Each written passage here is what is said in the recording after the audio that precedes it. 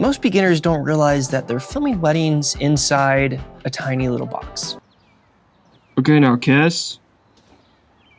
Perfect. A box made up of whatever the photographer sets up for you, a box of whatever the timeline demands of you, and a box of whatever the couple happens to be doing in front of you. And hey, I get it. It feels safe. It feels predictable. It's comfortable capturing wedding days like this. But over time, it also blinds you to the moments that actually make wedding films feel less like a highlight and more like a movie. So today I want to share with you guys how you can make your wedding films feel and look so much better without ever spending a dime. A huge mistake that I made early on wasn't lack of effort.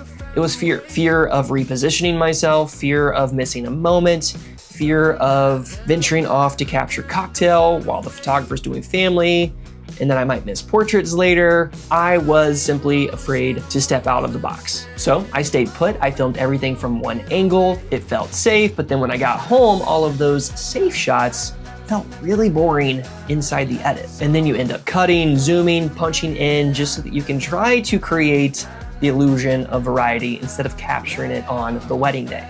Which is why I started to adopt the 4-shot system, capturing every single moment in 4 shots. A wide shot, a medium shot, a close-up, and a creative shot. And if you do that for every single moment, you're building a scene. And when you get back into the edit, you're gonna have so much more to work with. Ultimately, it's gonna help your films feel more like a movie. But there is another important rule that you wanna make sure that you follow when you're building out your scenes on every single moment on the wedding day, and that is the 5-second rule. Now, I get it, wedding days are so fast-paced, we're dealing with a lot of outside forces here. So at the bare minimum, you wanna hold each shot for 5 seconds before you change up your focal length or reposition. This way, when you go back to the edit, you have enough time to decide when and where to cut. Because sometimes the best cuts happen between 3 and 5 seconds. And an easy way to do this on the wedding day is to use a zoom lens. Zoom lenses have been invaluable to me in my process over the last few years. I used to be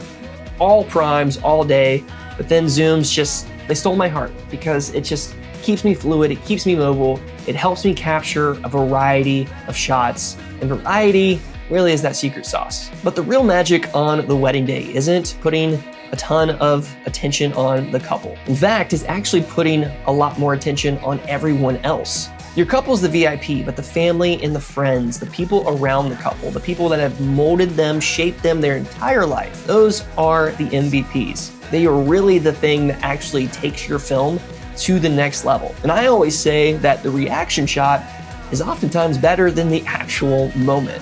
Now, they're both equally important to capture, but if you can include both, you're gonna have a winning film every single time. Because the reactions actually reveal the deeper story. They give emotional context to the moments happening, and they become the most treasured clips for your couple years down the road. And ultimately, it's just gonna help your films feel so much richer, deeper, and more human. And another way that you can make your films feel deeply human, to seamlessly transition between songs, to have more control over the mood, the emotion, and the direction of your story, is to use tonal sound effects. That's the power of tonal sound effects, created by my good friend Boomer, who's a master at unlocking the intricacies of music to help filmmakers like you and me create a film that feels authentically our own. You know, most of us don't have a musical background. We're just filmmakers trying to make beautiful things for the people that hire us. And tonal sound effects really do take a lot of the pressure and the time it takes to try to find the perfect song completely off the table. You have total and complete creative autonomy. Because every sound comes in all 12 keys. Simply find the key of your licensed track, find a tonal sound effect correlating to that key, drag it into your timeline, and feel the emotions pour out. You see, tonal sound effects are their own language. They connect the story to the music. They bridge the gap between moments and help you create films that feel intentional, emotional, and truly cinematic. So if you're ready to take control of the emotion of your edits, stop chasing down the perfect song and create your own. Check out Multiply Sound's film score collection. They're running a discount right now, and you can find all the information down in the link below. Let's go ahead and dive back in. Another practical, cheap, and free tip when it comes to elevating the look and feel of your films is to film through something, using reflections, defocus foreground, frame blocking. Using these film techniques on the wedding day is going to help you take a 2D, very flat image and turn it into a 3D experience. Because wedding days in of themselves are full of layers. And using layers in the way that you frame and compose can not only enhance the visual depth of your film, but the emotional one as well. It really pulls the viewer in to your story, to the character that you're highlighting. And it takes a very boring moment and actually makes it a bit more interesting. And you know, that's why I really don't mind people filming on their phone, because for me, it gives me something to use in my frame. It gives me another layer to the frame that I'm creating. Because honestly, using this technique can 100% increase the production value of your film for completely free. And if you want your films to stand out, if you want complete strangers to feel something when they watch your work, if you want couples to feel something and look at you as the only person that they could envision for their wedding, you have to get out of the box that you put yourself in. Whether that box is feeling scared to reposition or go off and film something else that is happening because the couple's in front of you, or focusing too much on the bride and not the groom, or capturing family photos instead of capturing authentic interactions during the cocktail hour, or worse, sticking to a chronological timeline inside the edit, feeling that you have to cram everything into this story, into this film. Now, of course, there's always buts and ifs when it comes to weddings, because yes, it does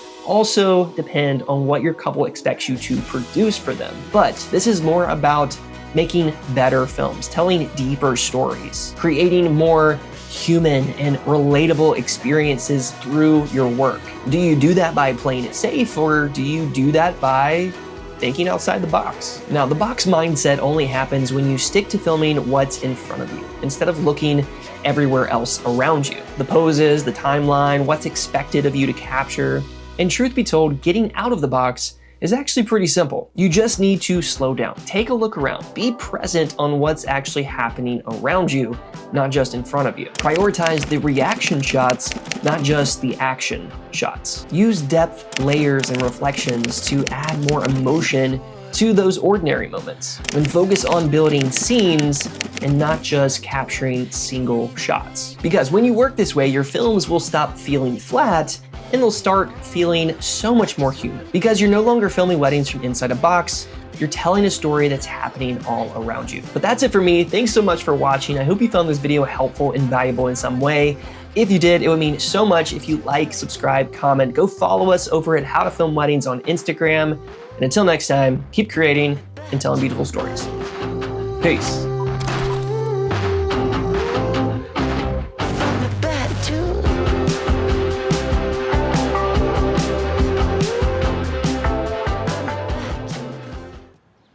I'm all alone.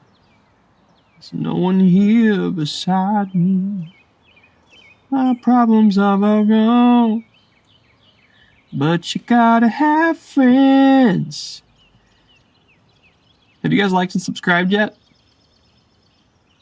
Forgot to poke holes in this thing. It's getting pretty toasty.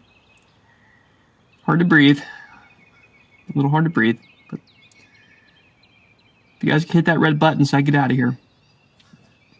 It's almost dinner time.